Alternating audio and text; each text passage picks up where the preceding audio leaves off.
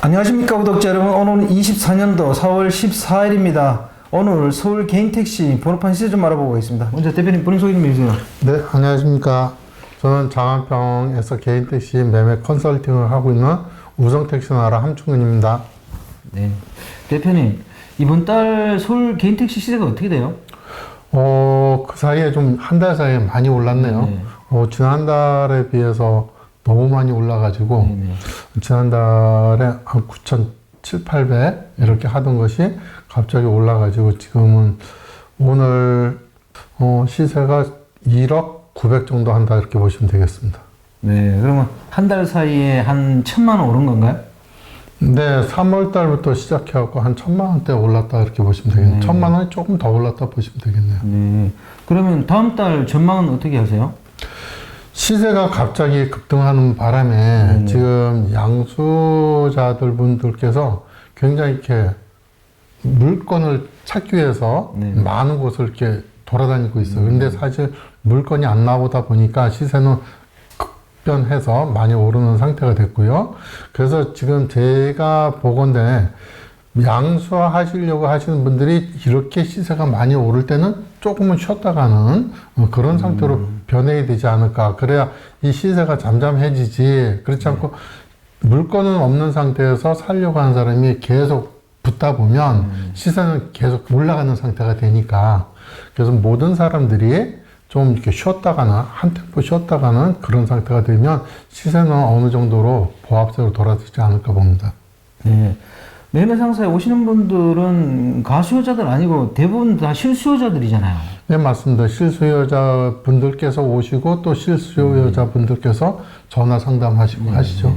근데 실수요자 분들한테 좀 더 기다리라는 말이 그분들한테는 어떻게 받아들여질 수 있을지 모르겠습니다. 그분들이 깝깝해 하는 부분도 없잖아 있어요. 왜 그러냐면 과거에는 이 돈이 없어서 이게 금방 바로 시세가 보통 한 500에서 700, 1,000만 원대만 올라가면 겁이 나서 살려고 했던 사람들이 포기를 하는 이런 경우가 생겼었는데 요번에는 그런 현상이 안 벌어지더라고요. 왜 그러냐면 시세가 지금 거의 한 2,000만 원대 올랐어요. 작년 6월, 7월 해가지고 그때 8,600 시작해가지고 올랐다가 중간에 좀 잠깐 쉬었다가 다시 9,600, 700에서 다시 오르기 시작해갖고 지금 한 1억 900까지 올랐잖아요. 그러다 보니까 과거에는 돈이 없는 사람들이 많았었는데 지금은 그렇지 않으신 분들이 많이 있는 것 같아요. 왜냐하면 과거에는 영업용 운전을 하시는 분들이 돈이 좀 부족하다 보니까 한 500만 원, 700만 원, 1,000만 원만 되면 겁이 나서 더 이상 접근을 안 하셨었는데 그러다 보니까 쉽게 보합세로 돌아서고 그러다 보면 또 하락세로 돌아섰었는데 요즘에는 퇴직하시는 분들이 여유가 좀 있으시더라고요. 그러다 보니까 1억이라는 돈을 쉽게 갖고 오시는 분들이 많이 계세요. 그리고 또 심지어는 그런 분도 계시더라고요. 현재 시세보다 내가 웃돈을 주고라도 사겠다 하는 분들도 계실 정도. 그런 분들이 많이 계시다 보니까 시세는 좀 더 급하게 올라가는 거 아니었나 이렇게 생각이 듭니다. 아무래도 퇴직하니까 퇴직금도 있을 거고요. 그로 인해서 개인 택시 그 시장에도 빈익빈 부익부 현상이 나타나는 거 아니에요? 네, 맞습니다. 그래서 없으신 분들은 자꾸만 올라가니까 자꾸만 주눅드는 이런 상태고 있으신 분들은 네가 올라가면 어디까지 올라가니 난 무조건 올라가서 따라가서 나 잡겠다 이러신 분들도 계시는 것 같아요. 네. 과거에도 이런 전력이 있었나요? 없었습니다. 네. 그럼 이 현상을 대표님 뭐라고 보세요? 지금 이렇게 변한 상태가 과거에는 파는 사람과 사는 사람 수요가 어느 정도 이렇게 비슷하게 맞았었는데 지금은 이 양수하시려고 하시는 분들이 너무 많아졌어요. 그렇죠. 그게 왜 그러냐면 그 1955년생, 1965년생 이분들이 지금 거의 다 퇴직을 하고 있는 상태입니다. 그러다 보니까 지금 우리나라 인구 밀도로 봤을 때도 가장 많은 인구수잖아요. 그분들이 퇴직을 하고 나와서 오갈 데가 없다 보니까 개인 택시 쪽으로 많이 몰려오는 이런 상태가 돼 있어요. 그래서 팔려 하는 사람보다 살려 하는 사람이 더 많더라. 이런 상태가 되어 있는 거죠. 그러다 보니까 좀 잠잠하게 좀 쉬었다 갔으면 좋겠는데 쉬지를 않고 그냥 계속 네. 나오시는 분들이 많으세요. 그래서 시세는 급등하는 이런 상태로 변해 있는 것 같습니다. 네. 68년생부터 74년생까지 2차 베이비붐 세대들이 또 은퇴를 하잖아요. 네. 뭐 대부분이라고 보기는 어렵지만 일정 부분 그분들이 개인택시 시장으로 진입하면 또다시 이 개인택시 시세가 또 상승하는 그런 효과가 나타나는 거 아닐까요? 그럴 수도 있을 것 같습니다. 앞으로는. 네. 그럼 개인택시 시장에서 이렇게 양수를 하시려는 분들은 이럴 때 어떻게 마음가짐을 가지고 대처를 해야 할까요? 그래서 시세가 네. 뭐 한 1,000만 원, 네. 1,000만 원 이상 올라가면 양수하시려는 분들이 그냥 급하게 서둘지 말고 차분하게 기다려 주시면 좀 시세가 어느 정도 원만해지지 않을까 하는 그런 생각이 많이 있습니다. 과거에도 좀 쉬었다 가면 한 보통 2주에서 3주 정도, 많게는 한 달 정도 쉬면 시세가 올라가던 시세가 꺾입니다. 꺾이고 또 팔려 하는 사람은 또 무조건 팔아야 되다 하려고 하다 보니까 물건이 나오게 되는 거고요. 지금은 시세가 계속 올라가니까 팔려 하는 사람이 하룻밤만, 일주일만 자고 일어나면 50만 원, 100만 원씩 올라가 있거든요. 팔려 하는 사람들이 안 파는 거죠. 근데 급한 사람들은 세월이 흐르면 팔아야 되니까. 근데 사는 사람이 조금만 잠잠해지면 좀 이렇게 올라가는 게 좀 둔해지지 않겠나 하는 그런 생각을 많이 합니다. 그 개인택시 하시던 분들이 좀 더 일을 더 길게 하시게 되면서 그 매매 사이클이 좀 길어진 그런 건 없을까요? 그렇지는 않은 것 같아요. 네. 과거에 처음에 부재가 풀렸을 때는, 한 달 30일 전부 근무를 하겠노라고 이렇게 마음을 먹고 열심히 했던 분들도 계셨지만, 그것이 한 달, 두 달, 석 달 이렇게 지나다 보니까, 6개월 이상 지나다 보니까, 그게 원 상태로 돌아가고 있더라. 결국은 사람인지라 계속 일할 수 있는 여건은 아니잖아요. 그래서 지금 많이 하시는 분들은 일주일에 한 번 정도 쉬고 일을 하시는 분들이 계신가 하면 또 과거처럼 이틀 일하고 하루 쉬는 이런 경우도 있더라고요. 그러니까 개인 택시 하시는 분들이 한 달 20일에서 22, 23일 근무하시는 분들이 가장 많은 것 같아요. 근무 시간 그런데 매도하시는 분 연령대 있잖아요. 네. 예전에는 좀 지금보다는 좀 젊었는지 아니면 최근 하시는 분들이 좀 연령대가 높으신 건지 제가 그걸 물었던 거거든요. 연령대는 거의 비슷합니다. 네네. 뭐 나이가 많아서 파시는 분들도 계시겠지만 네네. 그렇지 않고 이제 젊은 층에서도 매도하는 경우가 가끔씩 있으니까 비슷한 수준이다 이렇게 보시면 됩니다. 네. 그럼 중장기적으로는 서울택시의 그 시세는 어떨 거라고 생각하세요? 장기전으로 봐갖고는 조금 더 오르지 않겠나 하는 그런 생각이 듭니다. 네. 혹시 이 얘기하실 때 매매 상사 입장에서 이렇게 시세의 안정화를 위해서 조금 낮게 얘기하시는 건 아니시죠? 그건 아니죠. 현재 네네. 지금 팔고 사는 금액 자체가 1억 900에 형성되어 있습니다. 네네. 그러면 이제 개인 택시를 하시는 분들이 대부분 이제 퇴직자들이 좀 많은 편은 사실이잖아요. 예, 맞습니다. 그분들이 어떻게 이쪽으로 들어서 좀 직업에 만족은 하시는 건가요? 만족하시는 분도 있고 네네. 못하시는 분도 있고 왜냐하면 택시라는 업종을 처음 접하다 보니까 많이 힘들어 하시는 분들도 계세요. 근데 그런 분들이 최소한 3개월에서 6개월 이상 심지어는 1년 정도 지나가야 어느 정도 적응하는 단계가 되지 않겠나 싶습니다. 네. 왜냐면 제가 개인 택시 그런 채널을 운영하긴 하지만 네. 너무 이렇게 환상을 심어주는 것도 문제가 있다고 생각하거든요. 맞습니다. 네네. 그럼 개인 택시를 가지고 이제 장기적으로 양수해서 하시는 분들은 지금부터 뭐 대비해야 될 게 뭐가 있을까요? 대비한다는 거는 어차피 직업 자체가 과거와 현재가 좀 달라지니까 거기에 걸맞게끔 마음가짐을 다지는 것이 좋겠죠. 왜냐하면 사람을 대하는 직업이다 보니까 사람과의 대화 속에서 어떤 불미스러운 일이 벌어지게 되면 손님과 기사들 간에 문제점이 발생할 소지가 생기잖아요. 그런 것들을 좀 이렇게 자기 자신이 알아서 정리정돈하는 게 참 좋을 것 같아요. 네. 대표님, 그러면 서울 개인택시 시세에 영향을 미치는 게 뭐라고 생각하세요? 인구수 대비 개인택시 대수라고 생각하세요? 아니면 뭐 최선성이라고 생각하시는 거예요? 아니요, 지금 현재 네네. 서울 시내 개인 택시 가격이 오르는 이유 중에 하나는 네네. 과거에 지난번에 개인 택시 조합에서 이사장 선거하고 할 때 네네. 공약으로 내걸었던 부분도 있었고 네네네. 또 한 가지는 양수자가 많아졌다는 겁니다. 어차피 이제 교육 예전처럼 영업용 경력을 쌓아서 하는 것이 아니라 교육 4박 5일 받으면 개인 택시 할 수 있는 조건이 생기다가 보니까 많은 분들이 개인 택시 쪽으로 들어오려고 하다 보니까 인구수가 많아지잖아요. 또 더더구나 아까도 말씀드렸듯이 1955년, 1965년 요 세대들이 지금 많이 퇴직해갖고 있는 상태잖아요. 그래서 이 인구 많은 사람들이 밀집해갖고 들어오다 보니까 시세는 아주 급속도로 올라가 있는 상태다 이렇게 보시면 될 것 같습니다. 저도 개인적으로는 이렇게 시세가 오르는 직접적인 요인은 개인 택시 자격 요건 완화 그게 가장 네, 큰 직접적인 영향이라고 맞습니다. 생각해요. 네. 그건 동의하시죠? 네, 대표님? 맞습니다. 그러면 이제 서울 개인 택시 조합에서 또 개인 택시 매매를 또 관장하겠다고 얘기하는데 이건 뭔 소린가요? 개인 택시 조합에서 개인 택시 매매 건을 네네. 손을 대겠다 하는 얘기가 지금 나돌고 네네네네. 있습니다. 그리고 또 그 지난번에 투표해서 투표가 성사가 됐고 지난번에 또 이사회에서 12일 날 진행하는 걸로 되어 있는데 아직까지는 어떻게 할지는 틀이 안 잡혀 있는 것 같습니다.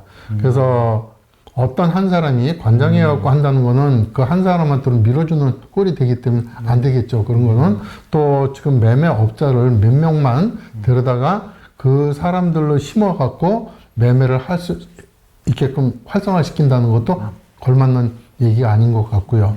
그래서 지금 조합에서 하는 형태로 개인 택시 매매업을 손을 댄다 하면 5만 명이 개인 택시 사업자가 5만 명이지 않습니까? 그 사람들을 위한 방책을 잘 만들어서 시행하면 괜찮지 않겠나 하는 생각이 있긴 합니다. 네.